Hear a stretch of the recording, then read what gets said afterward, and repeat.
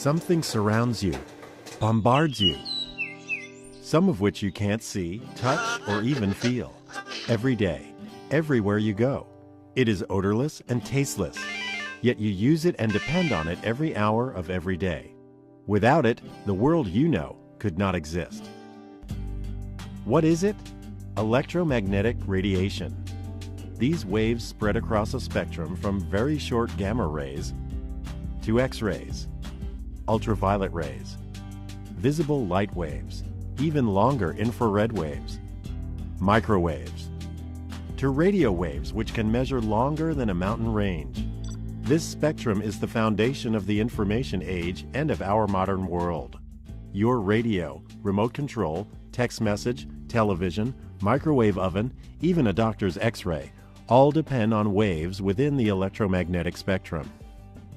Electromagnetic waves, or EM waves, are similar to ocean waves in that both are energy waves. They transmit energy. EM waves are produced by the vibration of charged particles and have electrical and magnetic properties. But unlike ocean waves that require water, EM waves travel through the vacuum of space at the constant speed of light. EM waves have crests and troughs like ocean waves. The distance between crests is the wavelength. While some EM wavelengths are very long and are measured in meters, many are tiny and are measured in billionths of a meter, nanometers. The number of these crests that pass a given point within 1 second is described as the frequency of the wave. One wave, or cycle, per second is called a hertz. Long EM waves, such as radio waves, have the lowest frequency and carry less energy. Adding energy increases the frequency of the wave and makes the wavelength shorter. Gamma rays are the shortest, highest energy waves in the spectrum.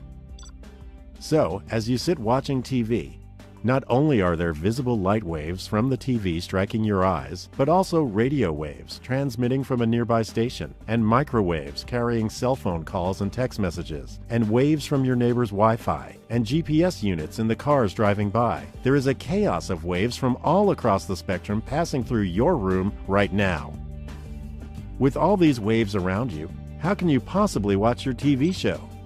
Similar to tuning a radio to a specific radio station, our eyes are tuned to a specific region of the EM spectrum and can detect energy with wavelengths from 400 to 700 nanometers, the visible light region of the spectrum. Objects appear to have color because EM waves interact with their molecules. Some wavelengths in the visible spectrum are reflected, and other wavelengths are absorbed. This leaf looks green because EM waves interact with the chlorophyll molecules. Waves between 492 and 577 nanometers in length are reflected, and our eye interprets this as the leaf being green. Our eyes see the leaf as green, but cannot tell us anything about how the leaf reflects ultraviolet, microwave, or infrared waves.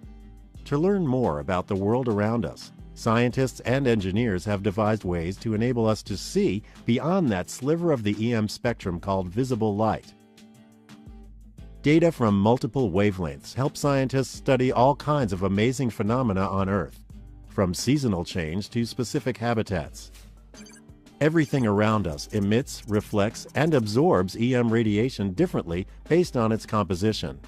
A graph showing these interactions across a region of the EM spectrum is called a spectral signature. Characteristic patterns, like fingerprints within the spectra, allow astronomers to identify an object's chemical composition and to determine such physical properties as temperature and density. NASA's Spitzer Space Telescope observed the presence of water and organic molecules in a galaxy 3.2 billion light-years away. Viewing our Sun in multiple wavelengths with the SOHO satellite allows scientists to study and understand sunspots that are associated with solar flares and eruptions harmful to satellites, astronauts, and communications here on Earth. We are constantly learning more about our world and universe by taking advantage of the unique information contained in the different waves across the EM spectrum.